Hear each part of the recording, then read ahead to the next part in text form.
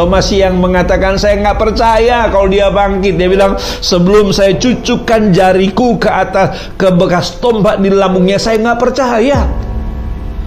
Mestinya kalau kita jadi Yesus kan kita pasti barangkali kecewa dengan Thomas dan berkata, Thomas, kau bagaimana sih? Kau sudah jadi muridku, kau sudah ikut aku sekian lama, masa kau tidak percaya apa yang kukatakan kepadamu? Kita katakan begitu. Shalom, selamat jumpa kembali Bapak Ibu sekalian di malam hari ini. Kita bersyukur kita semuanya dalam keadaan baik-baik dan sehat-sehat.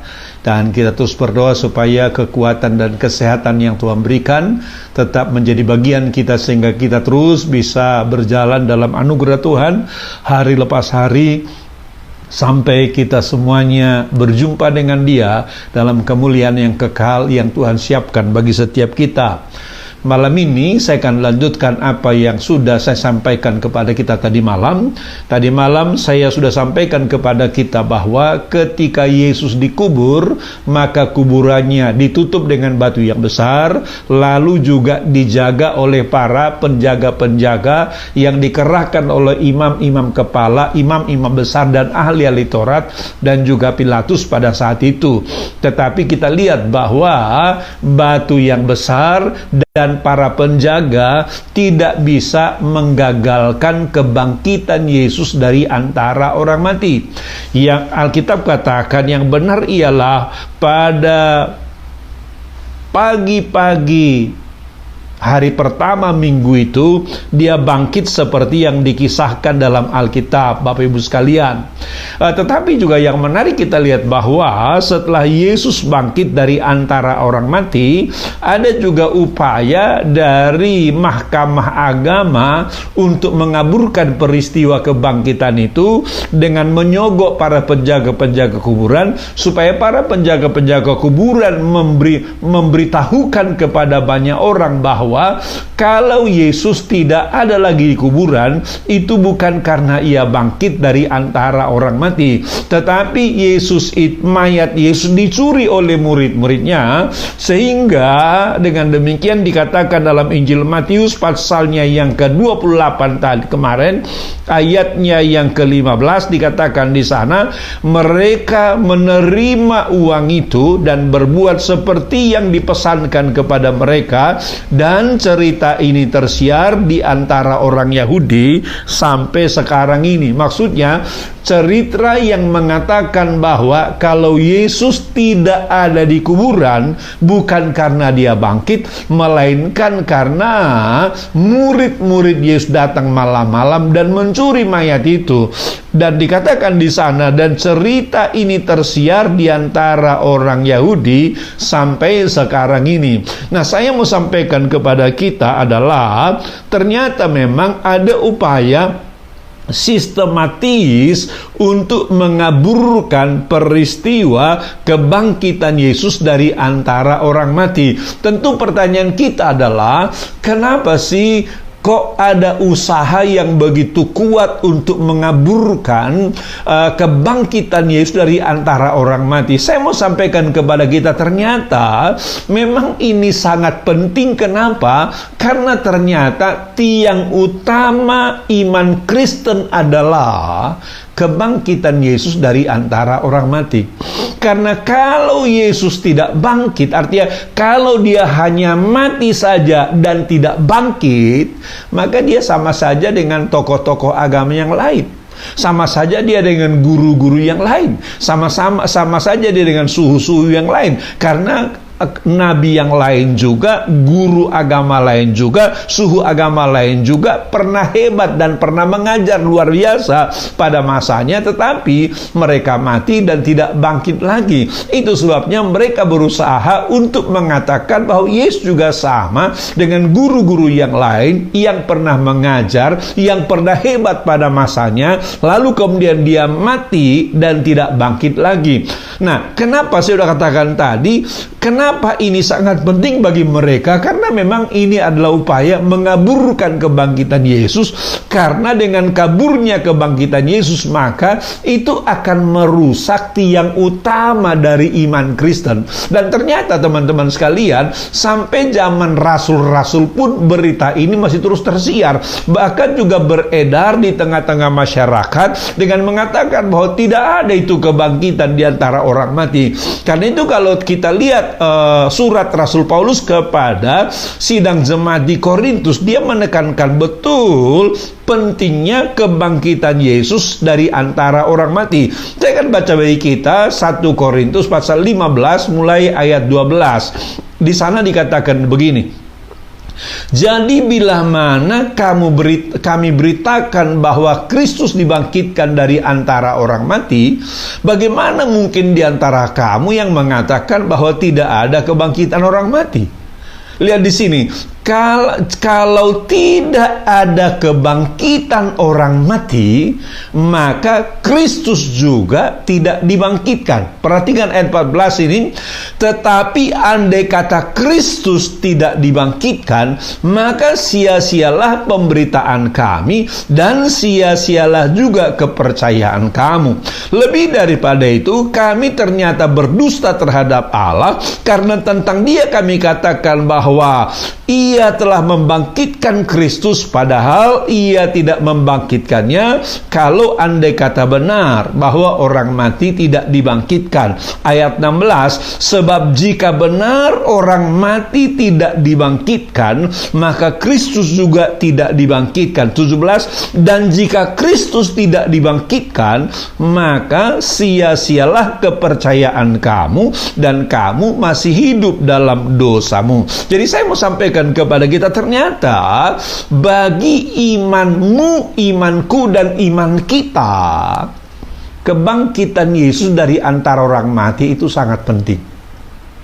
Sekali lagi, bagi imanmu, bagi imanku, dan bagi iman kita, kebangkitan Yesus dari antara orang mati itu sangat penting.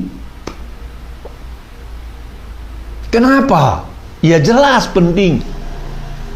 Karena kalau dia hanya mati saja dan tidak bangkit, saya katakan kepada kita tadi, nggak ada lebihnya dia dari nabi-nabi, dari rasul-rasul, dari guru-guru yang lain. Itu sebabnya tadi saya katakan kepada kita, sejak awal sudah ada upaya untuk apa? Mengaburkan peristiwa kebangkitan itu. Dan saya mau sampaikan kepada kita sekalian bahwa dalam sejarah sepanjang masa itu, upaya mengaburkan peristiwa kebangkitan Yesus dari antara orang mati itu selalu ada. Kalau saudara baca misalnya katakanlah teori-teori yang dikembangkan untuk mengaburkan peristiwa kebangkitan Yesus itu paling tidak ada 4 teori yang terkenal. Teori yang pertama tadi adalah apa yang disampaikan oleh penjaga-penjaga kuburan itu, yang mengatakan bahwa Yesus tidak bangkit, tetapi mayatnya dicuri oleh murid-murid itu. Itu adalah teori pertama yang segera terjadi setelah Yesus bangkit dari antara orang mati. Dan dikatakan tadi kita baca di sana, dan itu tersebar sampai zaman Rasul Paulus juga, berita itu juga masih tersebar, sehingga itu banyak mengganggu iman-iman orang pada saat itu. Lalu teori yang kedua, mereka katakan bahwa Yesus sebetulnya tidak benar-benar mati di atas kayu salib. Mereka bilang Yesus gak benar-benar mati di atas kayu salib. Mereka bilang Yesus itu hanya mati suri. Jadi kalau orang Kristen katakan dia bangkit dari kematian, mereka bilang sebetulnya bukan bangkit dari kematian, tetapi sadar dari mati surinya. Ini juga upaya mengaburkan peristiwa kebangkitan itu. Lalu yang ketiga, misalnya katakanlah teori yang mengatakan bahwa bukan Yesus yang disalibkan, tapi orang lain yang disalibkan, orang lain yang mati. Mereka katakan, masa si Tuhan mati? Masa si Yesus mati? Lagi-lagi ini juga upaya mengaburkan peristiwa kebangkitan Yesus dari antara orang mati. Tapi saya mau katakan kepada kita, fakta-fakta sangat jelas menunjukkan kepada kita bahwa Yesus memang benar-benar bangkit dari antara orang mati. Injil Matius, Injil Lukas, Injil Yohanes sangat jelas menerangkan secara rinci bagaimana proses kebangkitan itu. Bagaimana malaikat datang menggulingkan batu menutup kubur itu, bagaimana dia bangkit dari kuburan, bagaimana dia menjumpai murid-muridnya. Itu sangat jelas dan rinci dicatat oleh Alkitab. Tetapi tetap ada upaya mengaburkan peristiwa kebangkitan Tuhan Yesus. Nah, salah satu bukti yang tidak bisa terbantahkan yang menunjukkan bahwa Yesus itu bangkit dari kematian adalah setelah dia bangkit dari kematian, maka dia menampakkan diri berkali-kali kepada murid-muridnya. Tetapi juga ternyata juga dikembangkan teori yang juga membantah perjumpaannya dengan murid-murid itu. Ada teori yang keempat mengatakan bahwa sebetulnya, kata mereka, Yesus tidak pernah bertemu dengan murid-muridnya secara nyata, secara real. Murid-muridnya tidak pernah berjumpa dengan Yesus secara nyata. Mereka bilang kalau murid-murid mengatakan mereka berjumpa dengan Yesus, sebetulnya itu bukan perjumpaan yang sesungguhnya. Mereka bilang itu adalah halusinasi. Memang dalam ilmu psikologi ada yang disebut dengan halusinasi itu. Halusinasi itu adalah kita salah melihat objek karena ada gejala jiwa tertentu yang sedang menghantui kita. Misalnya begini, kalau kita melewati sebuah tempat yang gelap dan sepi, misalnya malam-malam, dan kita sangat ketakutan oleh karena tempat yang sepi dan gelap, apalagi misalnya katakanlah ada cerita bahwa tempat itu tempat yang angker, kadang-kadang cuma pohon goyang-goyang begini, kita bisa lihat pohon yang goyang-goyang itu seperti setan. Sehingga kita lari tunggang langgang dan berkata kepada orang-orang, tadi malam saya lihat setan di situ. Tapi kalau siang hari kita lewat situ, nggak ada setan itu. Setan itu hanya dilihat malam hari. Kenapa? Karena sebetulnya bukan setan. Kita hanya mengalami halusinasi, kesalahan melihat objek, oleh karena kita sedang takut, sehingga karena ketakutan kita terciptalah tadi pohon yang goyang-goyang itu menjadi setan yang kita lihat. Itu adalah halusinasi. Tapi saya mau bilang kepada kita begini, halusinasi sebetulnya tidak pernah dialami oleh orang rame-rame, nggak pernah. Halusinasi itu hanya dialami orang per orang. Kenapa? Karena yang sangat berpengaruh adalah gejala jiwa yang dialami orang itu. Oleh karena dia ketakutan sekali, maka dia melihat objek, dia salah melihat objek. Tetapi kalau dia 2 orang, 3 orang, 4 orang, apalagi 500 orang, nggak mungkin terjadi orang rame-rame mengalami halusinasi.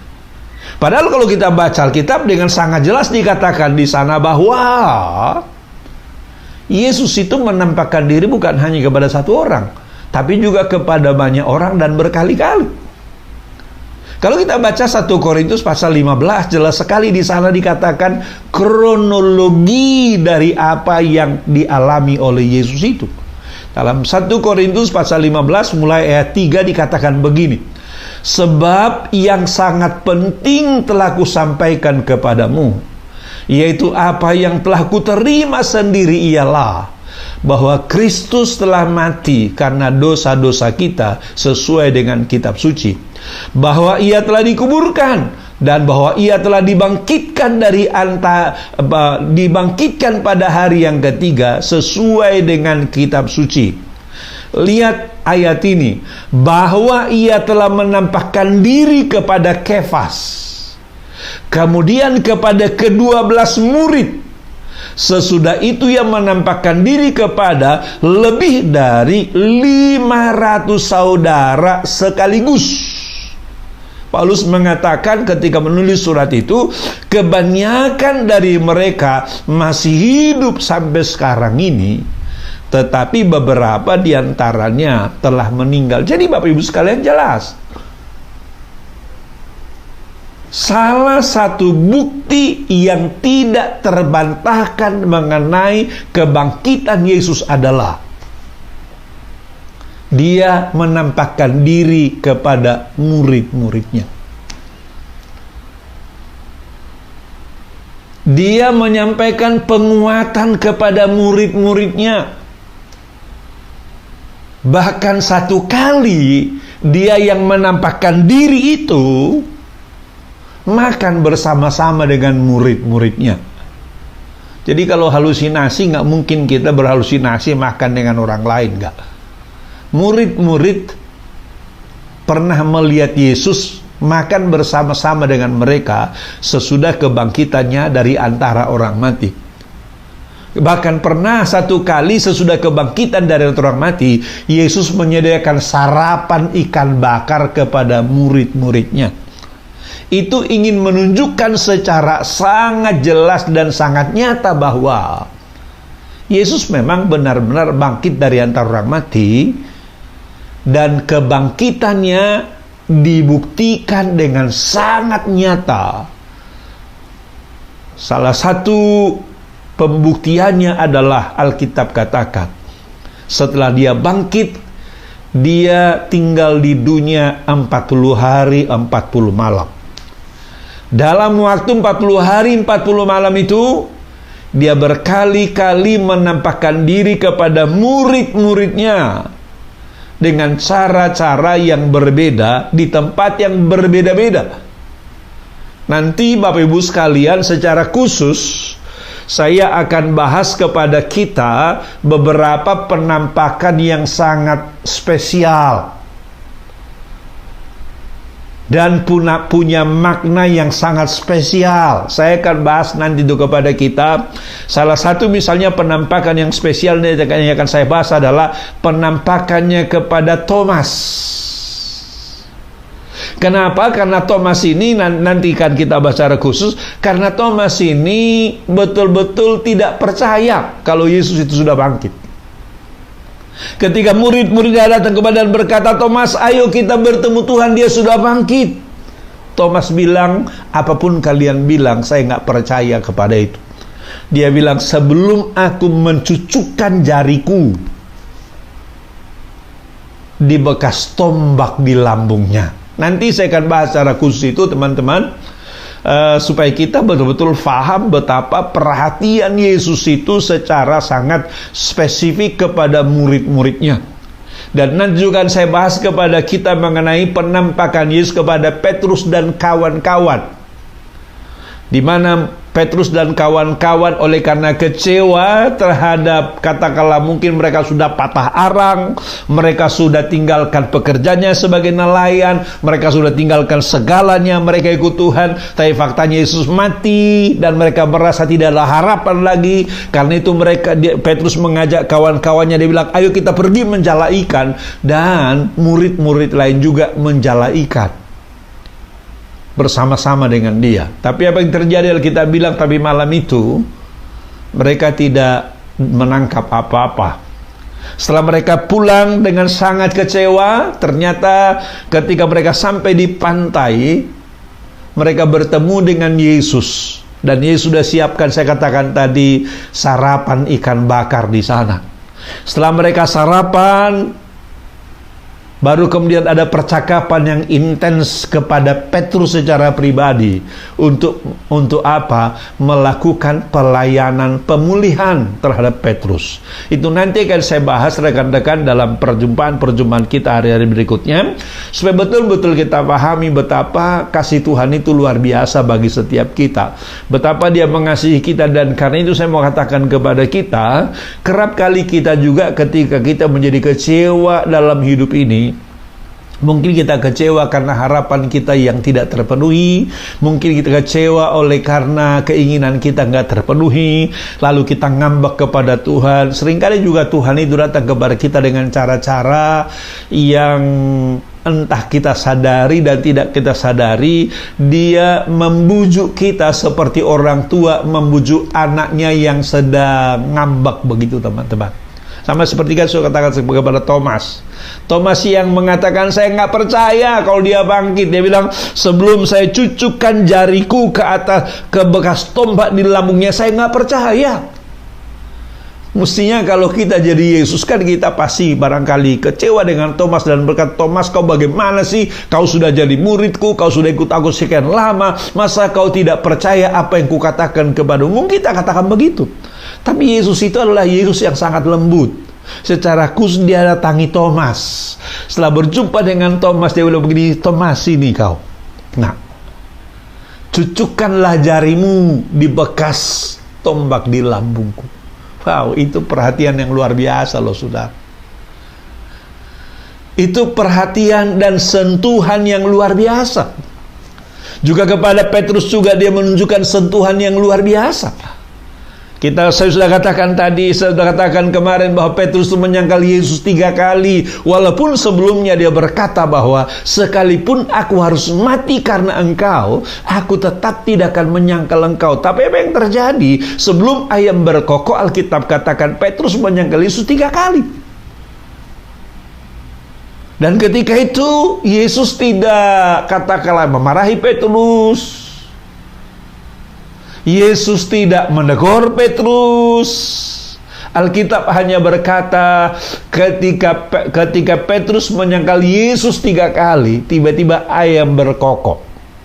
Waktu ayam berkokok, Petrus tiba-tiba tersadar dan dia menangis terseduh-seduh di pojokan sana. Saya mau katakan kepada kita Tuhan yang luar biasa.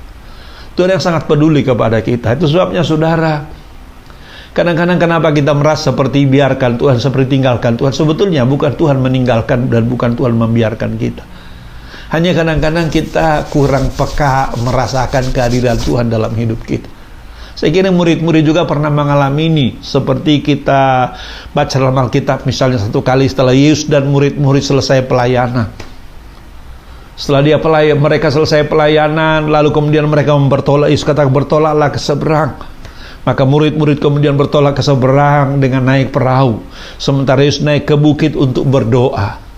Sementara mereka di tengah danau itu, tiba-tiba datang angin sakal yang menerjang perahu mereka sehingga perahu mereka hampir tenggelam. Di tengah-tengah malapetaka yang mereka hadapi itu, Yesus tahu mereka akan celaka kalau Yesus tidak datang menolong. Ketika Yesus berjalan di atas air untuk menolong mereka, bagaimana respon mereka? Mereka bilang itu hantu. Kenapa saudara? Karena mereka kurang peka terhadap kehadiran Tuhan. Ini yang seringkali jadi persoalan kita, rekan-rekan sekalian. Tuhan sudah datang menolong kita, tetapi kita kurang peka mendengar dan melihat pertolongan Tuhan. Makanya saya juga percaya pada masa-masa yang sukar ini, Tuhan sudah menghampiri engkau dengan menunjukkan perhatian kepeduliannya kepada saudara. Entah lewat rekan-rekan seiman Tuhan bicara, entah lewat rekan-rekan hamba Tuhan bicara kepada saudara, entah bahkan lewat alam semesta, entah lewat apa saja, Tuhan bisa menyapa kita dengan apa saja.